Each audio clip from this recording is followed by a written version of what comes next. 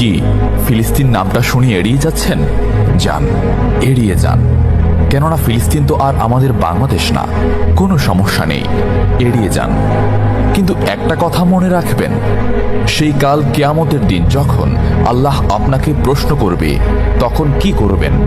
কি করবেন যখন জিজ্ঞাসিত হবেন যে কেন আপনি মজলুম ফিলিস্তিনদের পাশে থাকেননি?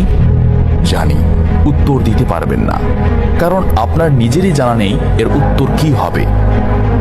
এখন হয়তো বলতে পারেন যে আমি কি করে ফিলিস্তিনে গিয়ে মজলুমদের পাশে থাকব, কি করে এত দূর গিয়ে সাহায্য করব? হ্যাঁ, এইরকম প্রশ্ন যদি আপনার মনে উদয় হয়ে থাকে, তাহলে অবশ্যই আপনার মনে অলসতা আর বজ্রে ভরা। এই আধুনিক যুগে অস্ত্রের চেয়ে পাওয়ার হচ্ছে মিডিয়া, তাই মিডিয়ায় বেশি বেশি করে তা প্রচার করুন। হ্যাশট্যাগের মাধ্যমে প্রতিবাদ করুন। এই ক্ষুদ্র প্রতিবাদ একদিন অনেক বড় প্রতিবাদ হয়ে দাঁড়াবে। বিজয় একদিন ইসলামেরই হবে ইনশাআল্লাহ। এটা আমার কথা নয়, এটা এই মহাবিশ্বের প্রভুর কথা।